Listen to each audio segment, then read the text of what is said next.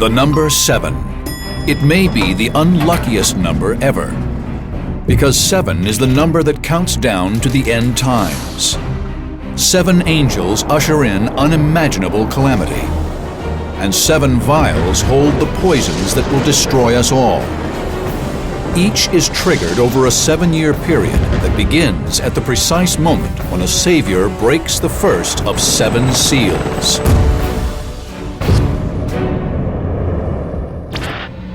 For thousands of years, prophets around the world have predicted the end of days. More than one suggests the apocalypse is fast approaching. We call this theoretical convergence between doomsday prophecies and today's events the Nostradamus effect. How will the end begin?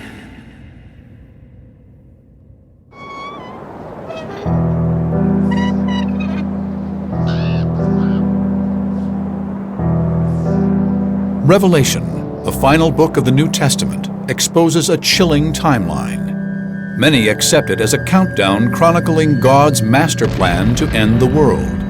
The markers of this timeline? The 7 seals. Some say these seals are being broken today. Biblical experts suggest Revelation is a blueprint of the future, outlining a deadly and destructive sequence culminating in our demise. Disaster will follow disaster until finally the forces of God and Satan face off in the ultimate battle between good and evil. There are a specific set of events which lead up to the final battle, and these events are of great and widespread pestilence, war, destruction, plagues. They call it the day of God's vengeance against the population of planet Earth. Some believe we are now entering a decisive period known as the Tribulation, a time of extreme turmoil that precedes God's final judgment. Is it possible that current events, caused by both nature and man, are converging with biblical predictions of the end of the world? We will neither refute nor endorse these theories, merely present the evidence.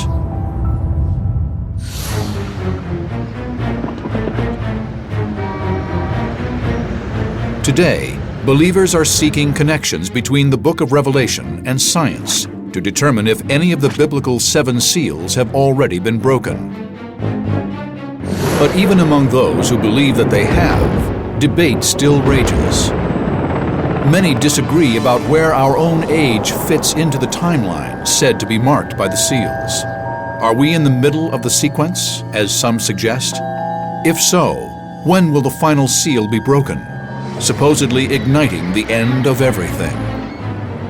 The most religious people in the world who read the Bible as the literal Word of God, and the most secular people in the world, scientists who study the phenomenon of the natural world, agree completely that the world will end catastrophically and finally at some point in the future. Believers search for a way to determine whether Revelation's prophecies may be converging with both religion and today's unrest to herald the end of days. In the New Testament, the author of Revelation's divine prophecy is referred to simply as John. Like other biblical authors, John makes frequent use of one particular number in his writing. The number 7 figures very importantly in the book of Revelation, almost obsessively or compulsively. The author resorts again and again to the number 7. The number 7 is very significant in the Bible, going all the way back to the beginning of the world when God made the earth in 6 days and rested on the 7th. According to John, the number 7 plays an equally crucial role in the world's end. He writes that mankind will receive the warning of its fate in the form of a scroll that is sealed 7 times. But John writes of one critical caveat. And I saw in the right hand of him who sat on the throne a book, written inside and on the back, sealed up with 7 seals. And a question goes out, who's worthy to open this scroll and break the seals and see what's in it? According to the prophecy, the only one worthy to break the seal is Jesus, referred to in the Bible as the slain Lamb of God. He comes up and takes a 7-sealed scroll out of the hand of the Father on the throne. This appears to be a title deed to the universe and God's prophetic plan for all of eternity. Some scholars say the prophecy of Revelation is triggered and the tribulation begins when Jesus breaks open the first of the 7 seals. This releases the first of the dreaded 4 horsemen of the apocalypse. According to Revelation, these dark figures will elicit an extended period of misery and destruction, which some say has already begun. Many reasons we believe we're living in the last days. One is famine, diseases that are out of control, severe natural disasters. Because of these things, most Bible scholars believe that we are indeed living in the last days. The revelation of the first seal says, And I looked, and behold, a white horse, and he who sat on it had a bow, and a crown was given to him, and he went out conquering and to conquer. It is believed that the white horseman could falsely present himself as a benevolent world leader, but in reality, he is among the most sinister figures in the Bible, the Antichrist. He is emulating Jesus. The interesting facet of it all is the bow without the arrow. The bow meaning that he has the power over the air. He's going to use the power of the air to be able to control people, but it's a silent, deceptive way of control. According to the prophecy's supposed timeline, the Antichrist could be at work today, using diplomatic skills and powers of persuasion in an apparent effort to bring nations together in peace. But his goal is the exact opposite. He will lead humanity directly into Armageddon. There will be individuals that will come and will lead people astray en masse. Some modern scholars suggest that one of the great deceivers was Hitler, who was followed by masses and committed great atrocities. The Antichrist will come, and there will be armies led that will create devastation and destruction. After the first seal breaks, a domino effect begins. According to Revelation, the second seal of the scroll is broken immediately after the first. This will reveal a red horseman. Now the red horse is quite interesting in the fact that he's carrying a sword. The red horse has always been thought to mean a world war. Today, the red horseman could be a military leader, capable of launching modern wars resulting in the deaths of millions throughout the world. Could the breaking of the second seal trigger the use of weapons of mass destruction between nations of opposing ideologies? Some interpreters believe a rogue nuclear power, possibly North Korea, could be the Red Horseman. They fear it could launch an attack that would ignite a nuclear holocaust. There are people, and not a few people, who use the book of Revelation as a source of inspiration to do good on earth today. And they would argue, if you think the Battle of Armageddon will be a nuclear war, then let's do something about nuclear disarmament. As the prophecy unfolds, breaking open the third seal summons the Black Horseman. Scales in his hand, and I heard as it were a voice in the center of the 4 living creatures saying, "A quart of wheat for a denarius, and 3 quarts of barley for a denarius." At the time John authored Revelation, a denarius was a Roman silver coin, often the equivalent of a laborer's daily payment. Some biblical experts see a connection between the passage's Black Horseman and today's volatile global economy. There is going to be devastation economically. The Bible tells us that it will take a man's total wages for a day just to feed himself, to buy a day's food supply. I believe that the market crash of 2008 was the worst since the Great Depression in terms of the foreclosures on people's homes. I think that's why People can see this as the breaking of the third seal. The collapse of banks, the bankruptcy of some major American corporations, and the worldwide nature of the economic collapse. It wasn't just one country, it was most of the industrialized world.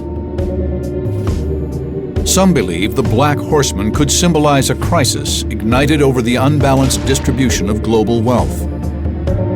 Today, just 2% of the world's population owns more than half of all wealth, and the poorest control just 1%. Some fear this inequality could be a recipe for revolution. Finally, the fourth seal is broken, and according to the Bible, unleashes the most frightening of the four horsemen. This is where it says, power was given unto the fourth part of the earth to kill with sword, hunger, death, and the beasts of the earth. Let's suppose that there's 8 billion. That means 2 billion people are going to be killed. And we're just starting the tribulation. Some link the fourth horseman to famine and food shortages currently sweeping the globe, worsening, according to some, by the acceleration of global warming and the worldwide economic collapse of 2008. Is the prophecy of Revelation truly unfolding today? Have the first 4 seals already been broken? If this is accepted as true, much worse suffering is to come. Could explosive forces beneath one of America's most popular national parks unleash a catastrophe beyond our imagination?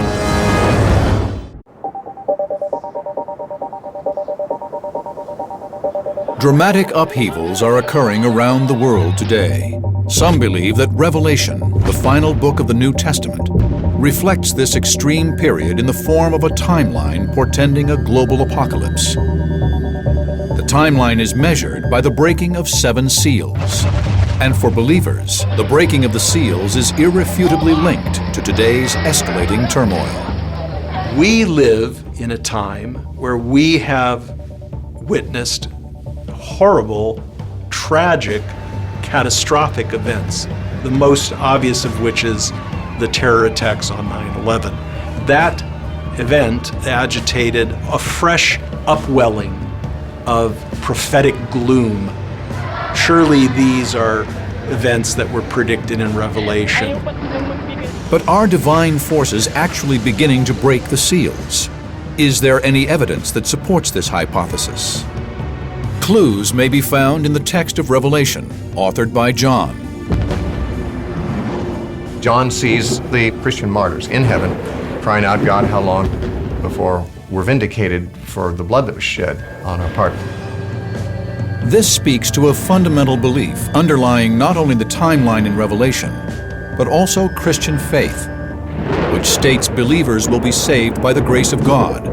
The rest will suffer God's wrath, as unfathomable mayhem comes to destroy everything we know. According to Revelation, that mayhem intensifies as the 6th seal is broken. Many link it to the onset of unprecedented natural disasters. John writes, When he broke the 6th seal, and there was a great earthquake, and the sky was split apart like a scroll, every mountain and island were moved out of their places. On July 15, 2009, a magnitude 7.8 earthquake struck off New Zealand's western coast, twisting the South Island's tip 12 inches closer to Australia. It was one in a series of recent, powerful, and seemingly more frequent tremblers. New Zealand, Indonesia, Japan, and the western edge of North and South America all precariously surround the Pacific tectonic plate. This circle makes what is known as the Ring of Fire. This vast rim is a seismic danger zone that may be poised for a catastrophic earthquake of unparalleled magnitude. The largest earthquake that we're aware of happened in Chile in 1960. In May of that year, they had a magnitude 9.5 earthquake. And that magnitude 9.5 earthquake shook 600-mile long stretch of Chile for 5 minutes. In the days following the earthquake, several of the local volcanoes began erupting, and they were undoubtedly triggered by the earthquake. Volcanoes may also place the Pacific Rim and western United States in grave danger. The Ring of Fire has 452 volcanoes. One of them, Mount St. Helens in Washington State, erupted in 1980. The Mount St. Helens eruption in 1980 was the most destructive volcano in the history of the United States. One reason why it caused so much damage is stuff built up underneath it, and you had a cataclysmic eruption. It was an explosion. The powerful eruption killed 57 people. It also destroyed 200 homes, 27 bridges, 15 miles of railways, and 185 miles of highway. Does Revelation describe a massive eruption as the consequence of breaking the sixth seal? Believers say yes. But which are the most powerful volcanoes on Earth? A so-called supervolcano under Yellowstone Park last erupted 640,000 years ago. Scientists have deduced that a new eruption is long overdue. Supervolcanoes. These are eruption events that are thousands of times greater than what happened at Mount St. Helens. That last event, 640,000 years ago, deposited thick ash over about half the area of the 48 United States, wound up creating a dust cloud that enveloped the whole Earth and changed the climate of the Earth. If the Yellowstone supervolcano erupts, the resulting ash could block out the sun for 40 years.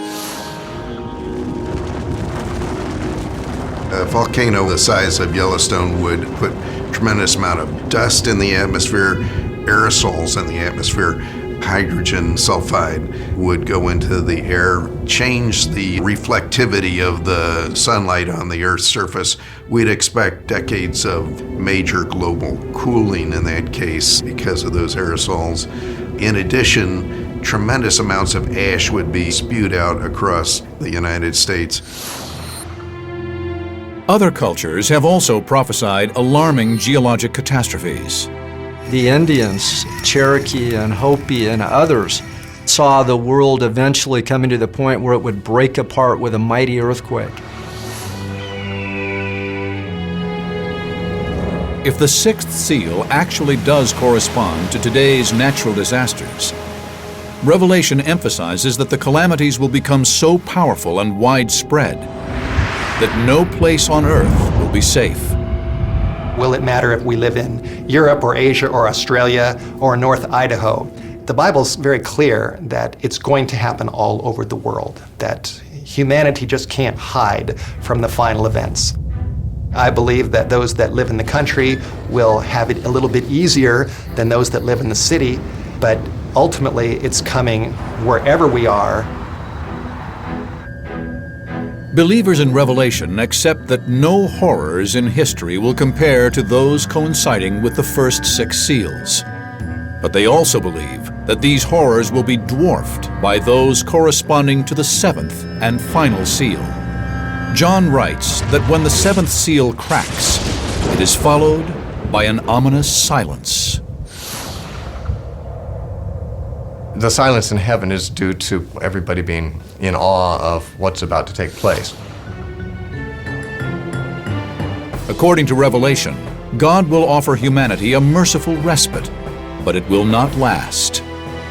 Some believe the text warns that an extraterrestrial body is on a collision course with Earth, and that it will cause a cataclysm, the magnitude of which mankind has never experienced.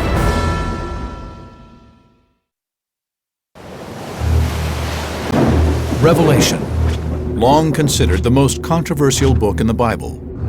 In its cryptic language, many see a timeline for destruction on an unprecedented level.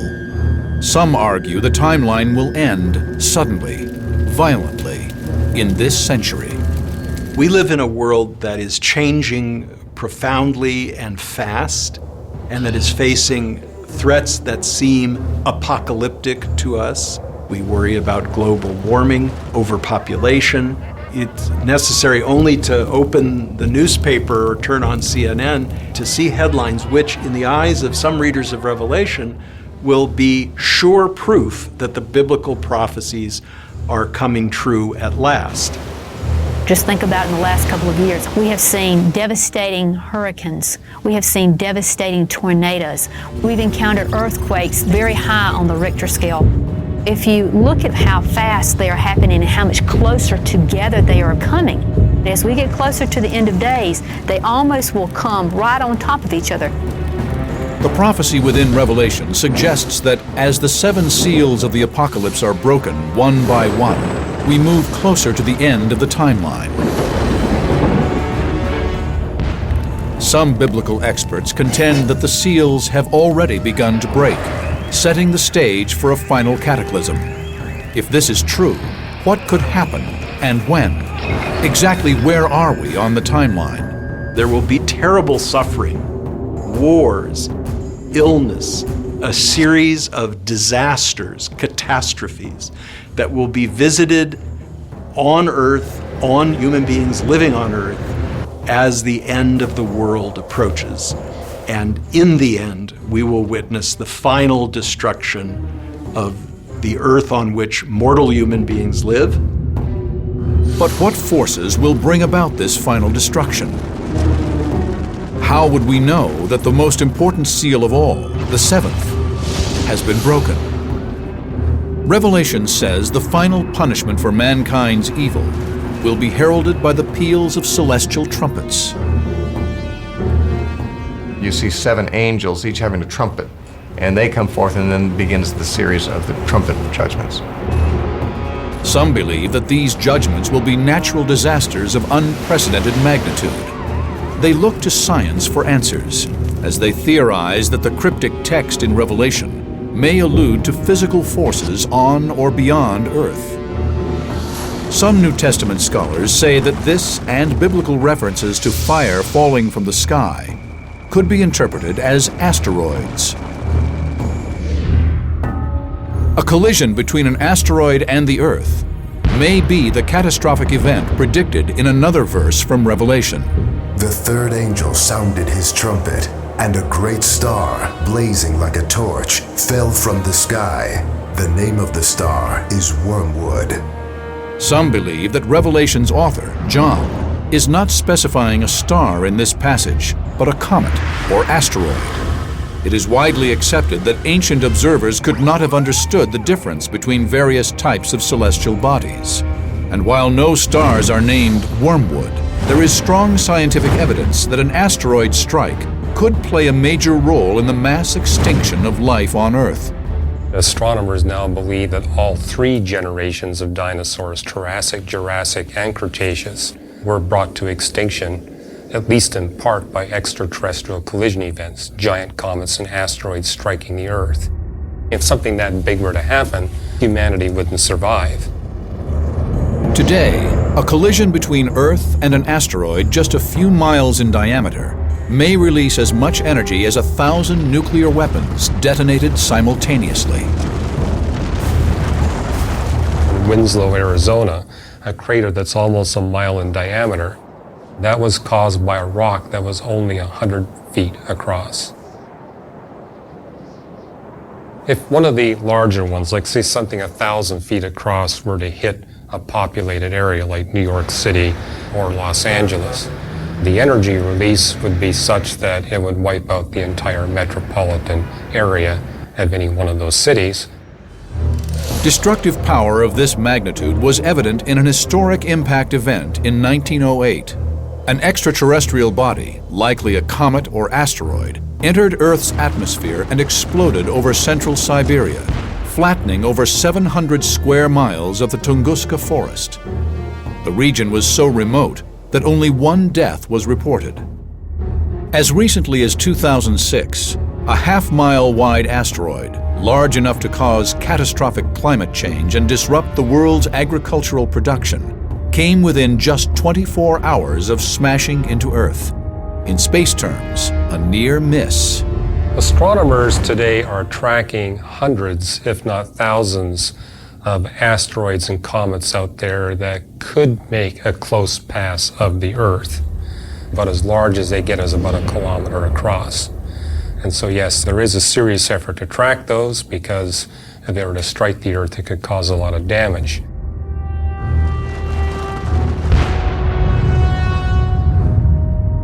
But even astronomers using advanced tracking instruments say it would be all but impossible to prevent a collision. Even if they could calculate years in advance that a large object was destined to strike the Earth, no technology currently exists to deflect it or protect us from its impact. Some believe that the horrific aftermath of such an impact is described in this passage from Revelation. And the third part of the sun was smitten, and the third part of the moon, and the third part of the stars, so as the third part of them was darkened. If a large asteroid or comet were to strike Earth in our lifetime, it would send millions of tons of debris into our atmosphere for years.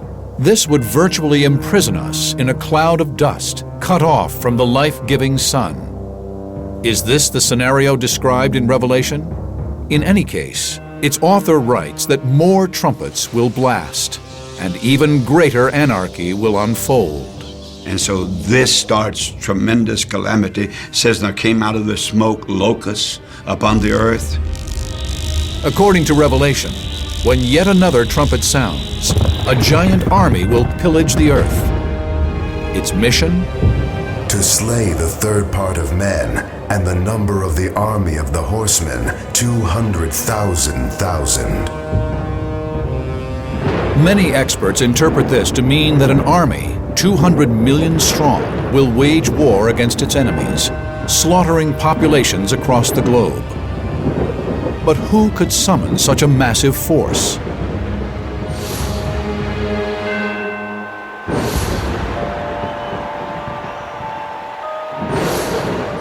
Mao Zedong had gone on record saying that China could field an army of 200 million men, which happened to be an interesting correlation to the number in the Book of Revelation. Even fringe believers do not suggest that the Chinese militia is an army of Satan, only that an army of 200 million is actually possible. Whatever the allegiance of this formidable force, Revelation states it will destroy 1/3 of the Earth's population. But according to the text, even greater tribulations will follow. What will happen when the Antichrist finally reveals himself to the world? Many biblical experts believe our current age coincides with a doomsday timeline. Some fear we may be swiftly approaching its end and are trying to decipher exactly where in this countdown we supposedly find ourselves today. For them, a clue that the seventh and final seal may be broken perhaps lies in another book of the Bible. Daniel chapter 12, verse 4 talks about in the time of the end, it says, knowledge shall be increased. We've seen an escalation of knowledge that is unprecedented in the history of the world. We have satellites, we have internet, fiber optics, all the technology of these days. And to me, it's very clear when I look at world events that we're definitely getting close to the big day.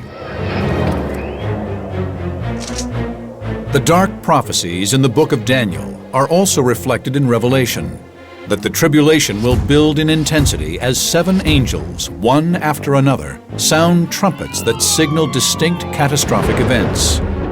When the 7th trumpet sounds, it heralds the most horrific events of all, orchestrated by Satan and 2 earthly allies. One of the most striking features of the book of Revelation is that it's filled with satanic villains.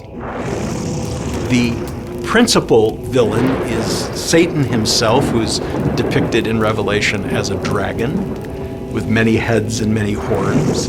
But he has 2 helpers on earth who are referred to as the beast from the sea and the beast from the land. All of them are understood to be symbolic references to human beings who will put themselves in service to Satan, who will hold positions of earthly power, who will lead earthly armies into battle. Biblical experts believe the beast from the sea is Satan's chief emissary, the Antichrist. The beast from the land is another figure, Satan's aide, known as the false prophet. You have an unholy trinity, the devil, the Antichrist, and the false prophet, and the devil is trying to make the world believe he's God. And the Antichrist is trying to make the world believe he's Jesus. And the false prophet is trying to make the world believe he's the Holy Spirit. So you have an anti-trinity that operates really powerful during those last 3.5 years. Experts of biblical prophecy suggest that this unholy trinity builds a world of followers by deception, while conspiring to seize control of heaven and earth. But who are these two allies of Satan? The identity of the Antichrist has been debated for nearly 2,000 years. Muhammad was seen as the Antichrist. Martin Luther thought that the Pope was the Antichrist. The Pope thought that Martin Luther was the Antichrist. The English thought that Napoleon was the Antichrist. In the 20th century, we've had many, many candidates. Hitler and Mussolini, Lenin and Stalin. Century seer Nostradamus also wrote of the Antichrist, but there is no consensus among his interpreters about whom he may have identified. Some biblical scholars suggest the Antichrist, described in the Bible as a beast from the sea, may indicate that he will rise from a country bordering antiquity's principal body of water, the Mediterranean Sea. Revelation states he is destined to confront Jesus Christ, but not before a critical series of events takes place. Christian fundamentalists see three definite signs before Jesus will return. The first was the gathering of all the Jews in Israel, and that of course has happened in 1948 when the state was declared. The second was the taking by the Jews of Jerusalem, and that of course happened during the War of 1967. The third is the rebuilding of the temple. The Temple of Jerusalem was destroyed by the Roman army in 70 AD. For nearly 2,000 years, devout Jews have prayed for its reconstruction on the sacred Temple Mount. But this location is now home to one of Islam's holiest shrines, the Dome of the Rock, completed in 691 AD. The Dome of the Rock was a barren location, and the Muslims located what they believed to be the spot of Muhammad's ascension to heaven. I find it highly unlikely that Israel would destroy the Dome of the Rock and build a temple in its place. The international community, I don't think, would permit that. Despite the formidable realities, many still believe the temple will rise again as prophesied. According to the Bible, when the Antichrist goes into the temple rebuilt by the Jews and proclaims himself God, this will be the last human event on this planet.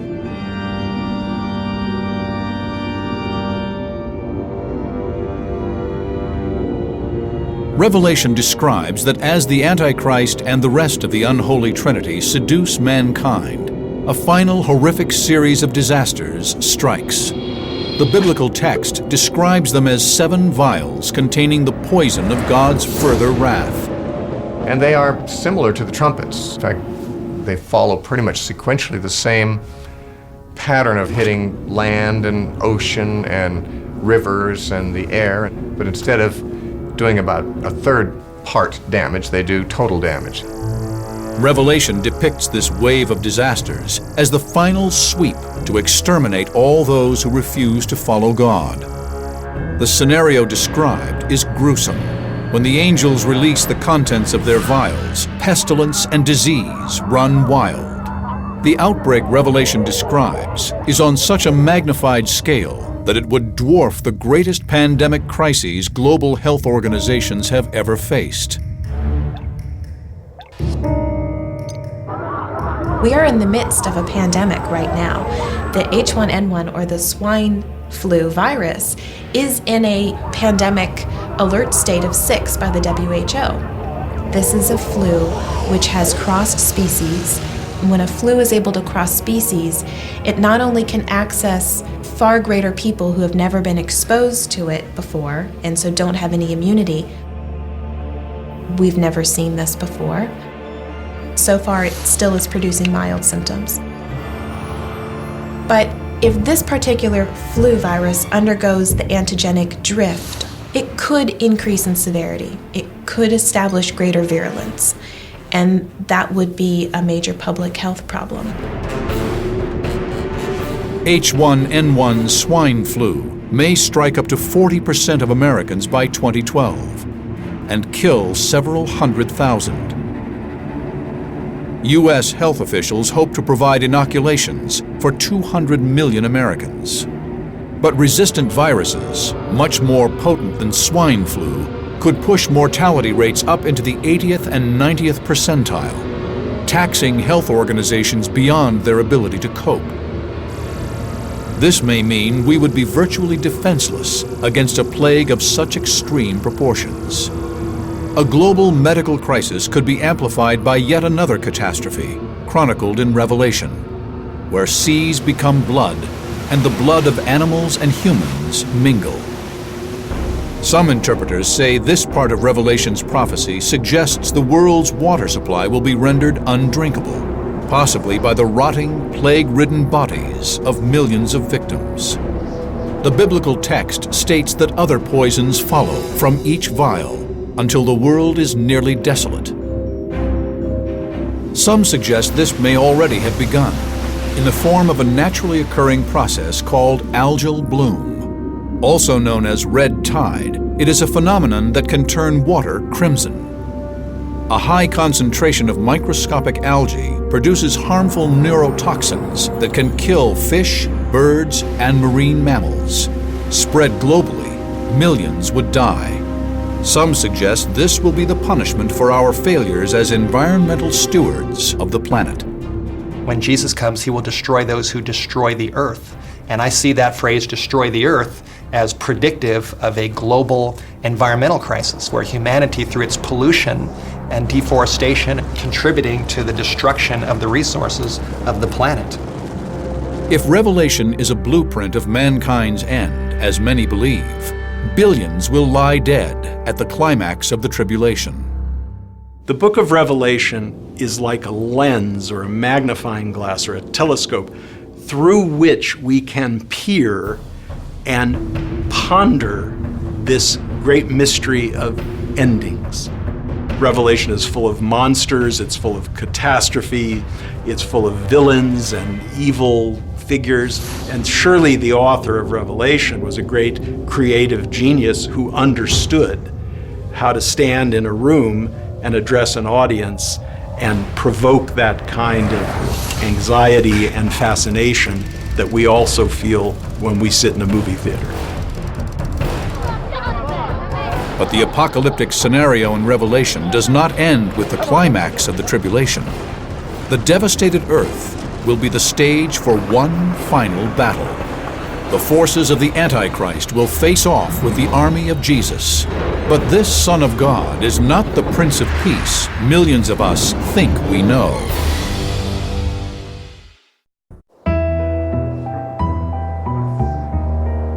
Have all 7 seals of the apocalypse forecast in Revelation been broken? Is it possible we have counted down to a supposed Armageddon? Some say today's world events prove this biblical timeline may be deadly accurate, as is the prophesied location for the epic battle. The world's 3 major religions, Judaism, Christianity, and Islam, converge in the nation of Israel. Given the region's long violent past and present, some interpreters believe it is a likely flashpoint for a pivotal conflict, the Battle of Armageddon. Some people think that the plain, called the Plain of Esdraelon, a big agricultural area between Samaria and Galilee and Israel. Some people believe that's the valley of Megiddo, the valley of Armageddon. Megiddo's location, at the crossroads of a vital ancient trade route, made it a coveted prize among warring factions in antiquity. Biblical scholars believe that its long history as a key battleground inspired Revelation's author John to designate it as the site of the ultimate showdown between God and Satan. According to Revelation, Jesus will emerge from the heavens on a white horse to lead God's assembled forces. But the text portrays him as anything but the benevolent Savior known to his followers.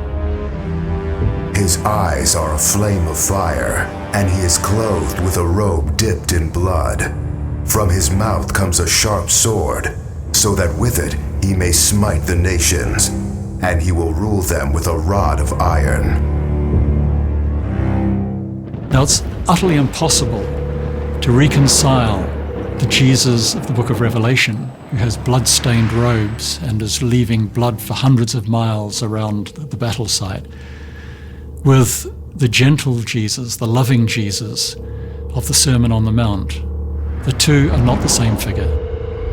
Revelation describes how the warrior Jesus advances with his army against the Antichrist and his forces, culled from the nations he has deceived into worshiping him. The forces of good ultimately prevail over the unholy Trinity after their years of deception. They'll be cast in the lake of fire. The devil will be cast in that. The false prophet, the Antichrist, and all those who took the mark of the beast. So ends Revelation's description of the Battle of Armageddon. Drawing any correlation between this biblical prophecy and current events is problematic, as it speaks of supernatural figures clashing in a supernatural context. But in one profound sense, the prophecy and the present may be converging. Something like 60% of Americans believe the events in the book of Revelation will come to pass. Now, this is extremely dangerous, because how can we not say that if we believe something, that we don't act in such a way as to make it happen? If we believe that there's going to be a big war in the Middle East and Jesus is going to come back and save the world, then we might just let our behavior be affected by that belief and allow it to occur. It is an intriguing possibility. At its heart is what can be considered a curious, fatal attraction to Revelation's prophecy. The great tradition of Revelation over 20 centuries is that every new generation comes to the text, reads it, and is convinced that it describes events that will take place in their own lifetime. It is a habit of our mind in Western tradition to look for signs of the end. And I believe it's a habit that was formed literally by what we read in Revelation. But surprisingly, this inclination among millions may not stem from a morbid fascination with mayhem. Instead, it might be rooted in the perception that Revelation, ultimately, is a story of hope. Inevitably, there will be a general judgment of the world and all that, but at least if it happens in our day, the end of all evil will be seen in our lifetime. This leading period is one of great pestilence, plague, wars, economic collapse, destruction. It's a period of great suffering to all the people who have to live through it. But at the end, Jesus comes, the final battle is fought, Satan is defeated. It all becomes worthwhile. The fact remains that we have this idea of the final destruction of evil. But if the horrors of Revelation truly come to pass, will evil's demise be of any satisfaction to the few who survive? According to the biblical text, they will find comfort in a remade world. And God himself shall be among them, and he shall wipe away every tear from their eyes, and any mourning, or crying, or pain.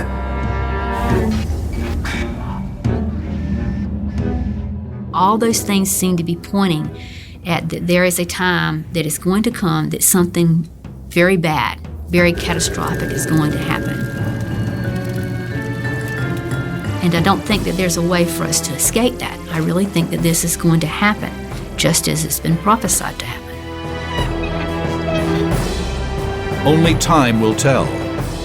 Based on human behavior over the past 100 years, it seems likely that millions in this generation will look to Revelation for clues about the apocalypse, wondering when and how the end will begin.